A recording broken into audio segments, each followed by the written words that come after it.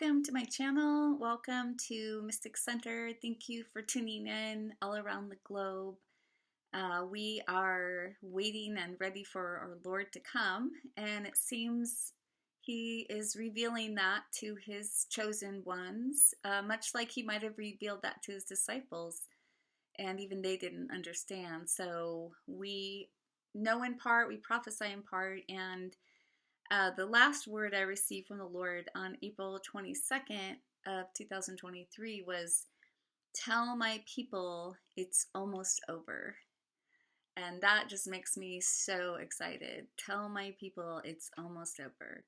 So if you've been following my blogs or my podcast or my channels, you'll know that I think it's much later than people think. I believe we're already well into the tribulation. Some of the insight I've received lately, I was thinking about the chambers. So let's go there because we're supposed to be hiding in the chambers. And what are those chambers? So a chamber can be used as a metaphorical place of prayer and communion with God. And in Isaiah 26, which I believe where we're at right now for us believers, is, "Come, my people, enter thou into thy chambers, and shut thy doors about thee. Hide yourself, as it were, for a little moment, until the indignation be overpast." So as the Lord is revealing the bloodshed on the earth, and, there's so many signs in the heavens, and all these things are happening, I actually physically moved to a place that was a more, rural area, someplace that I felt was a little safer. But I was also thinking of these chambers as really being a spiritual place, because the chambers, he says that he lays chambers in the sky. So the sky actually has a structure. There's like the intimate chambers of the holy, when they had the priests, remember that verse about measuring the inner chambers or the inner sanctuary.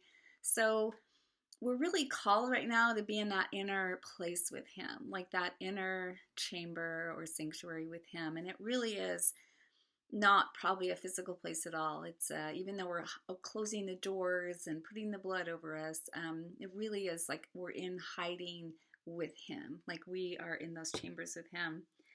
So I thought that was really cool to talk about. And one night, so I had a dream on May, let's see, so I had another significant dream recently, and in my dream, there was this guy named Steve, and he was wrecking my house. He was just wrecking everything. I couldn't get him to leave. Everything was just disheveled. And what's interesting is I looked up the name for the solar flares. So we know there's these things called the solar flares, which are like penetrating our earth now.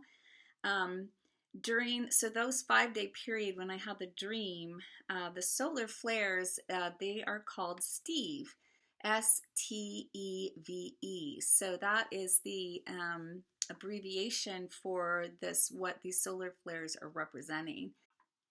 So my dream about Steve wrecking my house came on March 22nd, 2023.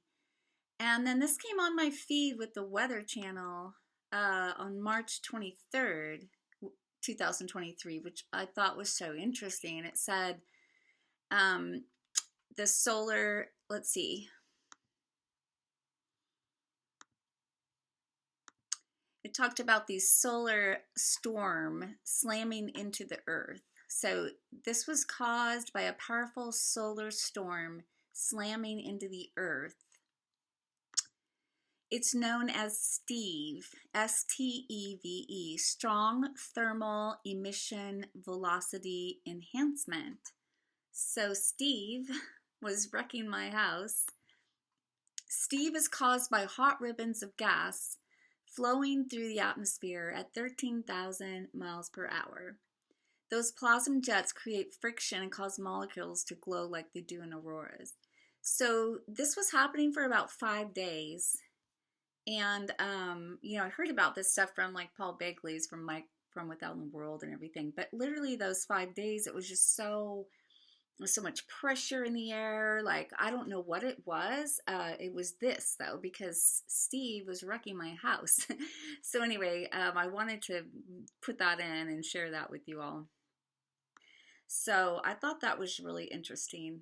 And if you see on my cover of my podcast and my video is the sun that I actually saw a few days ago where I live. So there was some very strong fires in northern Canada, and the smoke from those fires actually hit a wind stream and came down to where I was in the middle of America.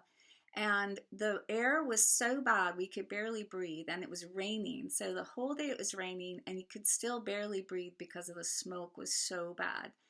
And I took this picture, and it just reminded me of, the verses about the sun shall be turned to darkness and the moon to blood before that great and terrible day of the Lord.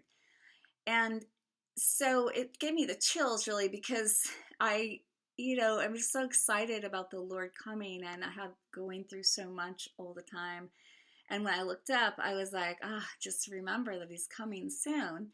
And we think, of course, we're waiting for that sixth seal to break. And so I was looking up that sixth seal again in Revelation 6:12-17.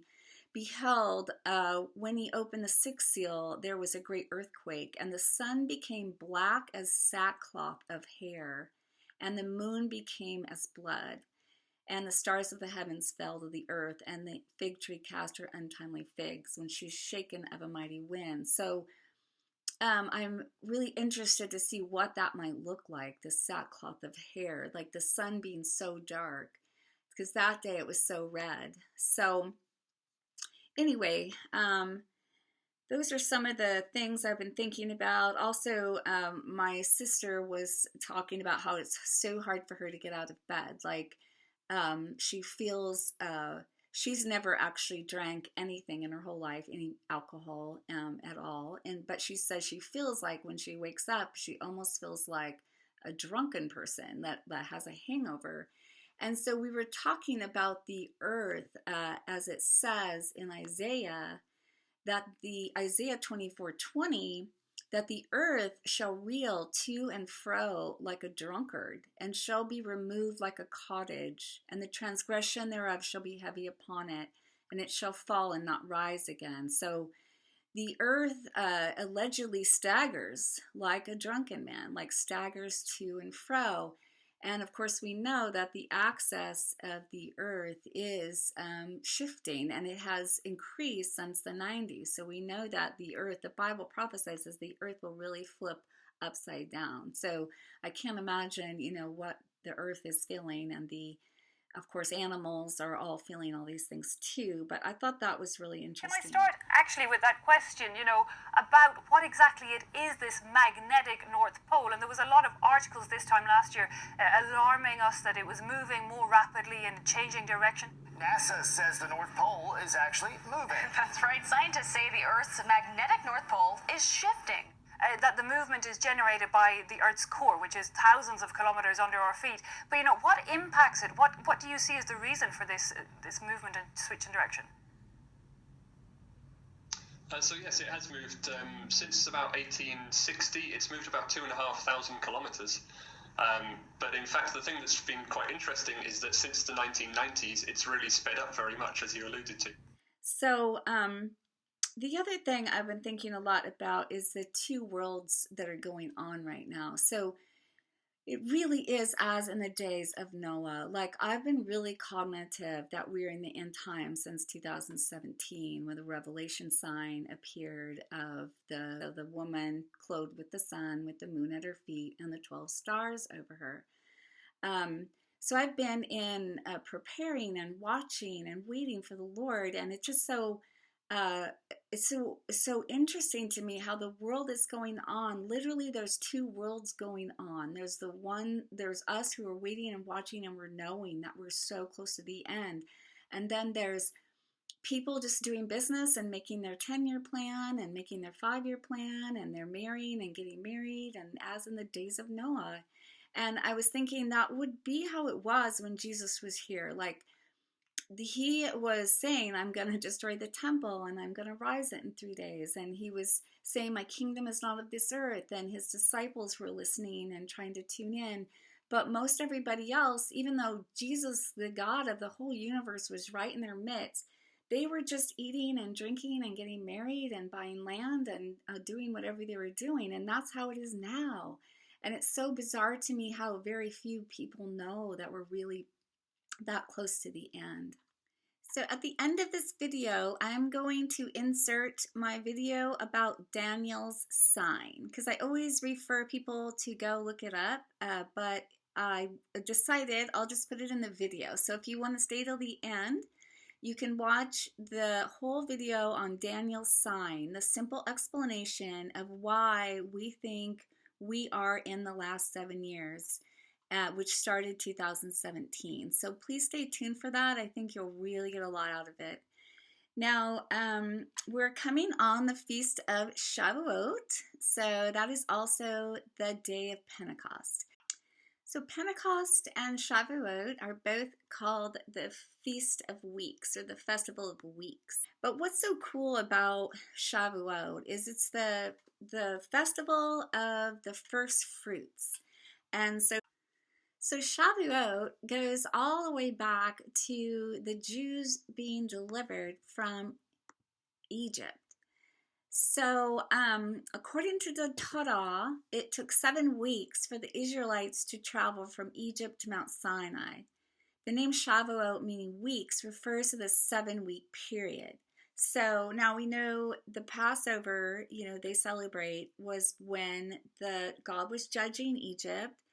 And the Israelites had to put the blood of the lamb over their door, right?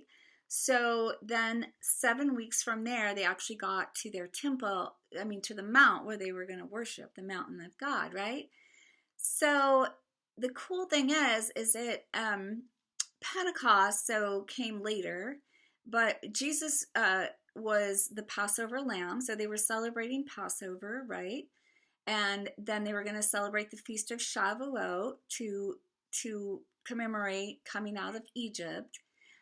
So Pentecost and Shavuot are both 7 weeks from the Passover. So they're both 7 weeks from the Passover. So when Jesus died as the Passover lamb, 7 weeks later from Passover, the Feast of Shavuot was taking place, which now we know is also called Pentecost, which was the first day of the church, the first day of the first fruits of the church. The reason I wanted to bring it up as well right now is because we are being Exodus. We're exodusing. We're leaving the ultimate Egypt. We are being led out of the ultimate Egypt at this time. As the beast system rises, the beast system gets worse and more powerful that God gives to it for this time. We are being delivered from the beast system. We are being separated, and it's awesome time. And I did want to bring up, Jesus already fulfilled the Feast of the First Fruits, which was also Pentecost, and it was the first day of the church. So I just want to bring it up because it's coming up on May 25th, and it's a really beautiful time. So the night before the Feast of Shavuot, devout Jews, they stay up all night with the Word. They stay up all night studying the Torah. So, and it's so intimate, their study on the night before the Shavuot, that it's called the Simchat Torah. So it's called the dancing with the Word. So Simcha means to rejoice or dance, or, I like to think of an intimate rejoicing dance with the Lord. So Simchat Torah, and I have a really beautiful song also. It's going to be at the end of the video if you'd like to hear it. I wrote it and sang it. It's called the Simchat Torah. So the disciples were, Jesus had left, right? He had ascended. They were all afraid and everything. And they were practicing what Jews do the night before the Feast of Shavuot, which was now called Pentecost. And they were dancing with the Word. They were in that whole night thing, probably in the upper room. They were were with the Torah all night. And so what's so cool about this is that that's when the tongues of fire came. That's when the tongues of fire came. And the fire, it said, was dancing on their heads. Like the tongues of fire were dancing as they were dancing with the Torah, the real word of God, the real word of the Lord, who is the Lord. Like he is the Word, and the Word was God, and the Word came and dwelt with us. Like the Word of God was literally like dancing and fire of tongues on their head, and then they were filled with the tongues of the Holy Spirit. And what is so amazing about this is that the next day, then, that's when Peter got up on the steps of the temple and he spoke in tongues, and people heard in 27 different dialects, and or all these dialects. Now, I've actually spoken tongues, and people have heard in their own language. It's been really cool that I have that gift, but I can't even imagine how that felt. And when Peter got up and spoke in tongues and people heard, then 3,000 were gathered to him. 3,000 were gathered to him, to the Lord, and that means probably men, so it was probably women and children were a lot more than that. So that was the fulfillment of the first fruits of the church, which is so, so cool. So just be thinking about that as you celebrate Shavuot, that it is the festival of the first fruits, and that has been fulfilled by Jesus, just as same as Passover has been fulfilled by Jesus. That feast has been fulfilled. So the feast we're waiting for is the Feast of Sukkot, and that will be in the fall, and that is the harvest. That is the harvest of the Lord, the last harvest. So when you watch this video on Daniel, there's a very beautiful truth in this very simple video about the harvest, and it's so cool that I did the video. Someone else wrote the stuff, but I even missed it the first time I did the video. And what's so cool about it is that Jesus, when he came, he died, and then, he tore open that veil, and we were able to have that communion with him. And that was the watering of the plants, the seeds. That was his pouring out his water of life, and his blood, and the water, when he got up and said, this day, this has been fulfilled, the water of the salvation, the well of salvation. That was when he got up in the temple and talked about the Feast of Sukkot, which is all about water. And but what I was thinking about it was that the watering was beginning, and the harvest wasn't happening for 2,000 years. Like, he is now completing that harvest. He is now actively completing that harvest. I just think that's so cool. So just really be thinking about that during the Feast of Shavuot. Just tune into the video and listen to the song. I hope it blesses you. I think another reason we're supposed to hide in the chambers is because things are getting so evil. They're so evil. It's just so evil. I can hardly bear to listen to the news or anything else. And there's been such a step up of satanic stuff, such a step up of, blasphemy and blatant evil. The persecution, of the church is alive and going out all over. It's going to get worse before it gets better. And also remember the word from my last video that the last year of the 7 will be different from the 6. So what does that mean? I don't know. The Lord is showing us. He's showing each of us. And I had some different thoughts on that. As the persecution is worse, as the environmental things get worse because of the end times, and as the famine and the sword and all the prophetic things that are happening, is there also some kind of rest? I mean, this is such a cool concept, and I did talk about it in one of my videos. God does things in patterns, and when he created the earth, he created it in 6 days, and then he rested. And he also created us. We have 6,000 years that we are completed, and then we go into that 7,000 year, which is the millennium. We're supposed to rest, right? So this is a crazy concept, but I am just going to throw it out because I was thinking about it. What if, okay, so we're in the 7 year, we had 3.5 years of him restoring a covenant with many. The Lord was restoring that. You can look up some videos on that if you'd like. And then we're having this 3.5 years of tribulation, which started in 2021 around Passover, we believe. So the last year would be starting around the fall, the Feast of Sukkot, and then going to that following year of 2024. And of course, the Lord can come whenever he wants. And we don't know the day or hour, but we are kind of know from his week of Daniel what the timing kind of is. So he's not leaving us in the dark here, which is really cool. But what I was thinking of is, what if that last year, okay, if it's so different from the 6, is it going to just be like totally apocalyptic and World War III and Christians getting beheaded and all that crazy stuff happening that Revelation talks about? And is it going to be that at the same time that there's a rest, like we have some kind of a rest or is God resting? Or, it says enter into his rest. And is there a Shabbat that will happen at the 7th year as well? Is there some kind of Shabbat, some kind of supernatural rest? Does God go on strike and now he's just letting things go, but we get rest? Maybe we get rest. I mean, maybe do we even get rest as we're being persecuted, like Stephen when he looked up and he could see the angels of God ascending and descending?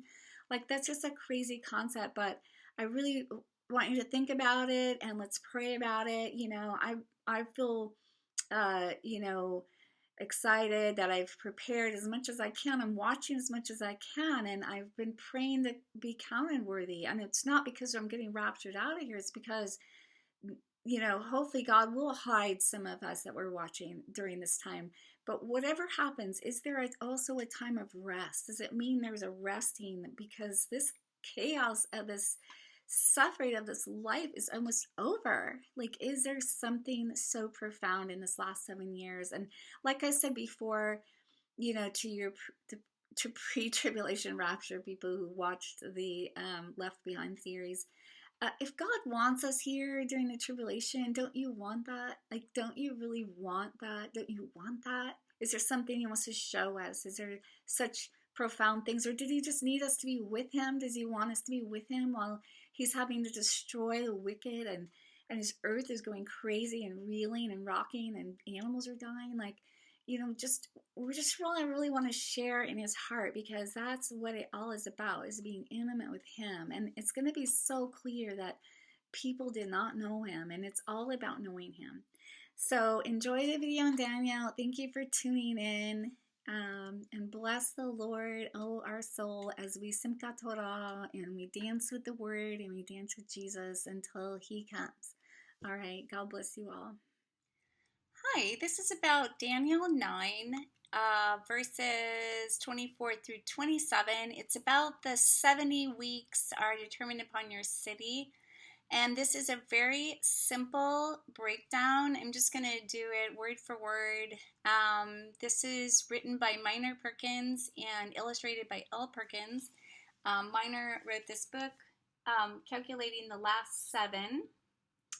So this is a free download, and you can go on the link below and just download it. It made so much sense to me. I was like, what? So all these believers over all this time is trying to crack this code, this 70 weeks of Daniel code. And this timeline makes so much sense to me.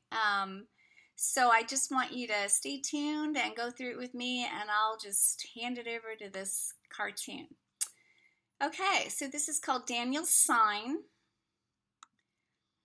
In the first year of King Darius, way back in ancient times, in a country called Babylon, there lived a man by the name of Daniel who loved God. Daniel loved God so much that even when he was thrown into the lion's den, he did not stop loving God. One day, God gave Daniel a vision. A vision is when God puts a very clear picture of something in front of your eyes, like a movie screen or a computer screen image. Daniel did not write down the vision that he saw, but he did write down very carefully the exact words that the messenger angel spoke to him. And since the messenger spoke in Hebrew, this is what Daniel wrote. This is Daniel 9:24 through 27 in Hebrew. This is copied from the oldest complete copy of the Old Testament in Hebrew in Leningrad Codex from the year 1008. What does it mean in English? So this is a literal translation by Minor Perkins from the Hebrew. 77s are cut out upon your people and upon your set-apart city to restrain rebellion and to seal sin and to cover perversion and to bring eternal righteousness and to seal vision and prophet and to anoint the set-apart of set-aparts. And know and understand from the going forth of the word to restore and build Jerusalem until Messiah Prince are 7 sevens and 62 sevens. Again, and are built street, trench, bossed wall, but in distressing of times.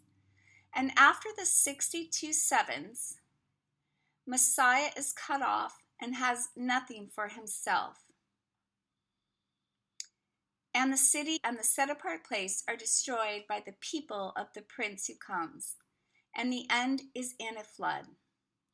And until the end, war is decided, desolations, and he strengthens the covenant for many 1 week. And in the middle of the week, he brings to rest sacrifice and offering. And upon the wing of disgusting idols desolating, and upon complete destruction, and what is decided is poured out upon the desolate. So that is a literal Hebrew study of Daniel 9:24 through 27. Have you ever heard of how spies use secret codes? Did you know God also uses secret codes sometimes? God and Daniel often spoke in secret code, and now God was giving Daniel a secret code, telling him when Messiah will come.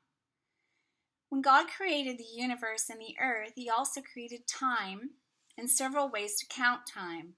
He created the earth orbiting the sun as one hand of his giant clock to count years, and he created the moon orbiting the earth as another hand of his giant clock to count months.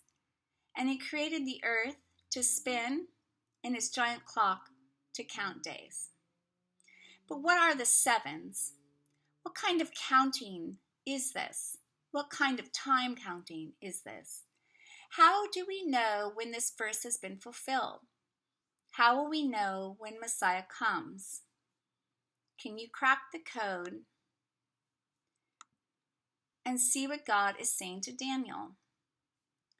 Daniel 22 tells us he reveals deep and secret things.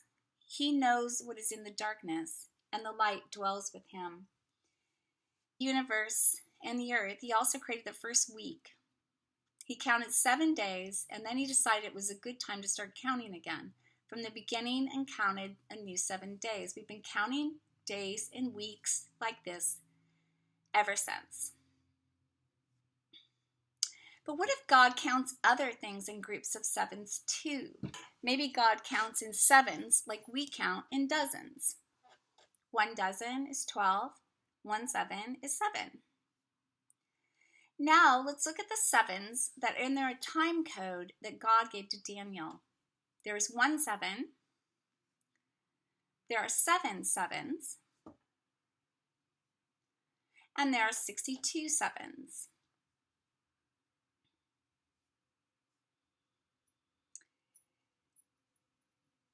And there are 7 sevens plus 62 sevens. So those are the 62 sevens lumped with the 7 sevens, which makes 69 sevens. And there are 70 sevens. So there's the 69 sevens plus the last 7. That makes the 77s. Those are described in Daniel, which we just read. So if God counts in sevens like we count in dozens, and sevens can count days, weeks, months, or years, you can have sevens of days, sevens of weeks, sevens of months, sevens of years, and you could have 77s of days, 77s of weeks, 77s of months, and 77s of years. 70 dozens is the same as multiplying 70 times 12, which equals 840. 77s is the same as multiplying 70 times 7, which equals 490. This means that 77s of days is 490 days, 77s of weeks is 490 weeks, 77s of months is 490 months, and 77s of years is 490 years. So in the time code God gave Daniel, the 77s can be a total of 490 days or weeks, or 490 months, or 490 years. Now that we know what sevens are, let's look at the time code God gave again. 77s are cut out upon your people and upon your set-apart city. So God cut those 77s out at the time from the beginning to the end. To restrain rebellion, to seal sin, to cover perversion, which is a fancy word for when we do things that hurt God, to bring eternal righteousness, and to seal vision and prophet.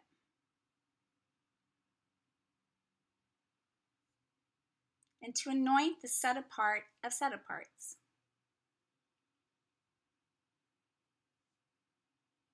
And know and understand from the going forth of the word to restore and to build Jerusalem. Go rebuild Jerusalem. Until Messiah Prince are 7 sevens and 62 sevens.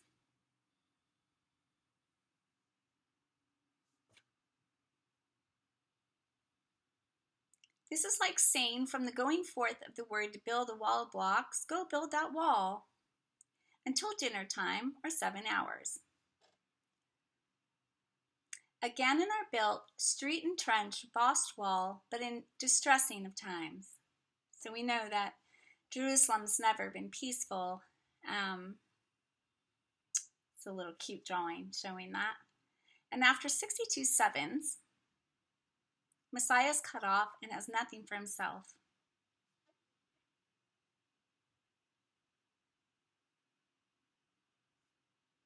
And the city and the set apart place are destroyed by the people of the prince who comes.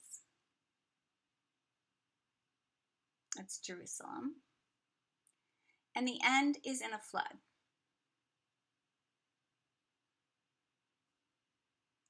And until the end, war is decided. Desolations. And he strengthens the covenant for many 1 week. A covenant is a promise or agreement. So this has been just going through the verse by verse with little illustrations just to give you an idea of what Daniel might have been talking about. And in the middle of the week, he brings to rest sacrifice and offering. The Lord brings to rest sacrifice and offering. There's also a layering of the 7 with the 7 last week of Jesus' life, the week of the crucifixion, but I'll talk about that in another time. And upon the wing of disgusting idols desolating. So we don't really know what that means. Not going into that here.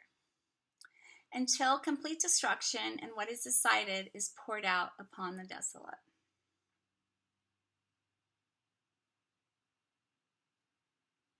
Daniel's time code mentions a word, going forth to rebuild Jerusalem.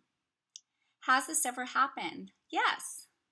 In 458 BC, 63 years after God gave Daniel this time code, King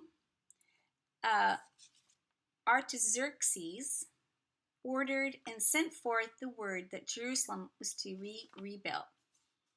And that was in the time of Ezra and Nehemiah when they were building the walls of Jerusalem. So what happened 7 sevens and 62 sevens after this date? Yeshua, the Messiah, came and was cut off and had nothing for himself, and spiritually brought to rest the sacrifice and offering. But the physical sacrifice and offering was not brought to rest at this time. 9 weeks from Daniel's prophecy, from the building of the walls of Jerusalem, Messiah came. Now, I think a lot of people know this, and then we've all been waiting for the last 7, this huge gap from that point. But I think the next part is what's so significant to me, and I think it's a real cracking of this code. So stay tuned, because our Messiah came once, and he's going to come again. So it would make sense that the 69 sevens wouldn't happen just once. After 40 years, the Messiah was cut off, the city Jerusalem and the set-apart place, Herod's temple, were destroyed, and sacrifice and offering were physically brought to rest. Yeshua came and fulfilled many, many prophecies that God had given to his people. But then Yeshua did something totally shocking. He said he was going to leave and be gone for a little while, but he promised he would come back and finish fulfilling all of the prophecies God had given his people. And he promised there would be a big wedding and that everyone who loved him would be invited. So since Yeshua did not finish all that he was planning to do the first time he came, maybe there is a part of this time code that shows us his plans for when he returns as well. But has anyone besides King Artaxerxes ever ordered that Jerusalem be rebuilt?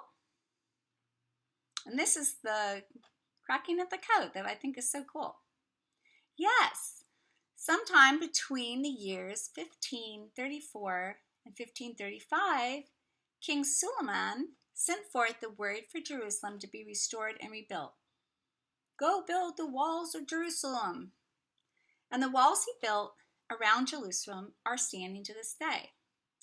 And even more incredibly, 62 sevens, 434 years later, in the year 1968, the new Israeli government ordered that Jerusalem be restored and built even more. Let's rebuild Jerusalem, the government of Israel decrees. So we had 7 sevens before, after the first building of Jerusalem, and then we had the 62 sevens. Now we have the 62 sevens after King Solomon says rebuild Jerusalem. And that leads us to the year 1968. So we know in the 6-day war that the Jews took back Jerusalem. And I've said in my videos about Luke 21, where that signified the time of the Gentiles has been fulfilled. So I find it really interesting that 1968, when the government ordered Jerusalem be restored and rebuilt even more, that would be the start of then the second 7 sevens. So even more incredibly, 7 sevens, 49 years later, in the year 2017, the new American administration announced they were officially moving their embassy to Jerusalem, and the two world powers, Russia and America, officially recognized Jerusalem as Israel's capital.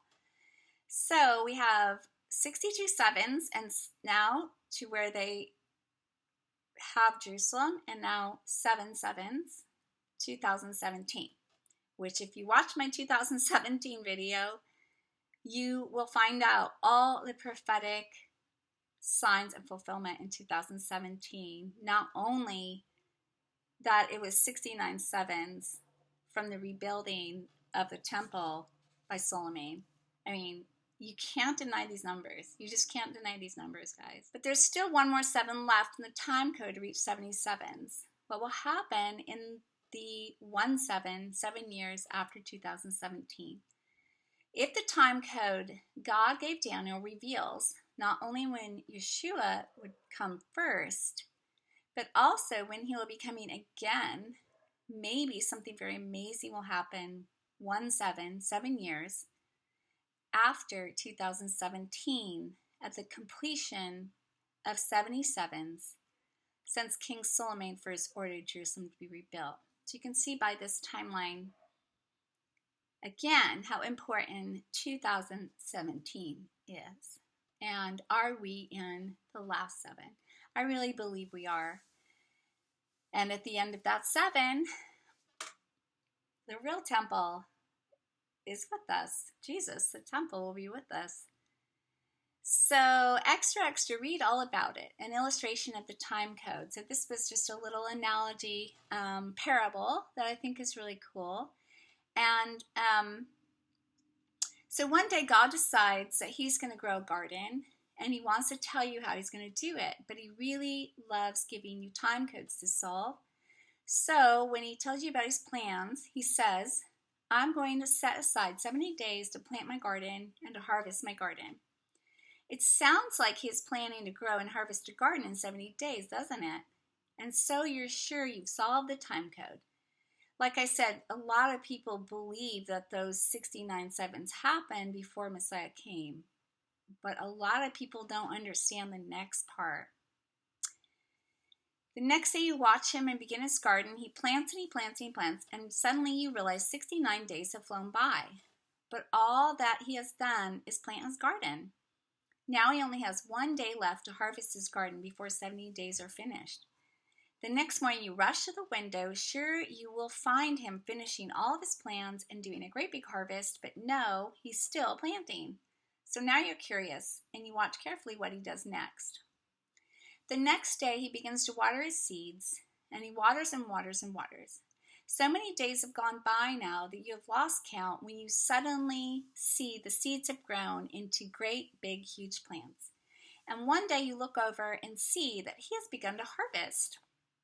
You mark the day on your calendar, thinking it must be a clue to understanding the time code he's giving you. And he harvests and harvests and harvests until he's filled his whole house with wonderful food. Then he puts away his tools, closes the shed, and he has stopped harvesting. You look at your calendar, and it's the 70th day since he first began to harvest. Suddenly it all makes sense. You have cracked the time code. So this little parable is about when he said, I'm going to set aside 70 days to plant and to harvest. He was saying, I'm going to set aside 70 days to plant and 70 days to harvest. So I just think that's really a good way to think about it. So it's a mystery of his first coming and second coming, and he would put the mystery of the 70 weeks of Daniel into the first coming and into the second coming. He added in the extra mystery of the unknown time he had set aside to water his garden in between the 70 days of planting and 70 days of harvesting. So God's time code, a summary of the different parts of Daniel 9 as they happened in history. But instead of a time code for planting a garden, God gave Daniel a time code for the coming of the Messiah and the destruction of Jerusalem and the end of sin and evil. And instead of setting aside 70 days, God set aside 70 sevens, as well as 7 sevens and 62 sevens. And after 62 weeks, and 1 week, and in the middle of the week, now let's look at how these are fulfilled in history in several ways. So if you want to look at Miner's book, Calculating the Last 7, he talks about the layering of sevens, like the Lord is fulfilled his timeline in 77s, several different times. This week, 70 weeks being the significant one to count to the end. But there were also the timeline of Jesus being here and his ministry, and then the week of his crucifixion being a significant 7. So now we understand from the going forth of the word to restore and to build Jerusalem until a Messiah Prince are 7 sevens and 62 sevens, and again are built street, trench, boss wall, but in distressing of times. So we just went through this. The first command to build the temple by Artaxerxes in 458. There were 7 years and 62 sevens of years when Jesus came. So that's amazing. And after 62 sevens, Messiah is cut off and has nothing for himself. And he strengthens a covenant for many 1 week. And in the middle of the week, he brings to rest sacrifices and offerings. So, but we're going back to the second set of 69 weeks leading to the 70th week, when signifying the Lord's return. So the end is in a flood, and until the end, war is decided in desolations, and he strengthens a covenant for many 1 week. That was in 2017. He began to strengthen his covenant with many for 1 week, and I really felt it, and that's why this makes so much sense to me, because when the 2017 Revelation 20:12 sign happened, I could just feel the Lord strengthening his covenant with me. I mean, I could just feel it, and I felt more and more strengthened. I was asking Minor, how come other people aren't teaching this? And I guess there were a bunch of people, maybe about 10, who are scholars and decided as well. They tracked the 69 weeks from Solomon's command to rebuild Jerusalem.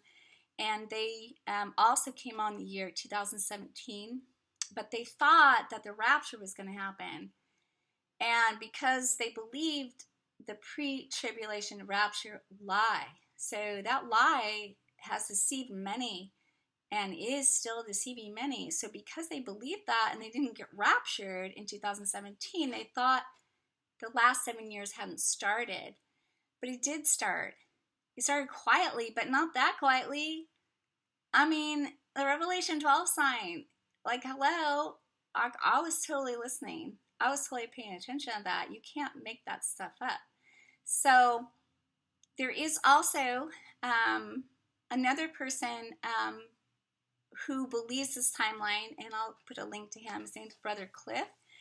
And then there is another brother who believes that the last 7 is starting 2019. Just by the way, he calculated starting, I think, when Solomon's temple had, or not his temple, but the walls of Jerusalem had begun. I don't know all of that, but I'll put his link in here because I think it's interesting. So, are we in the last 7? I mean, no man knows the day or hour, but why would the Lord give Daniel that time code without a way to understand it? And this, to me, makes a lot of sense.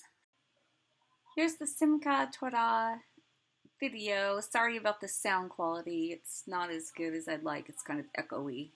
But I hope you enjoy it. Simchat Torah, and it's about rejoicing with the word. And Simchat Torah is when it's the last after the Feast of Sukkot, which is the last harvest, the later harvest. So at the end of the great harvest, like when Jesus comes to harvest, then we dance with the word.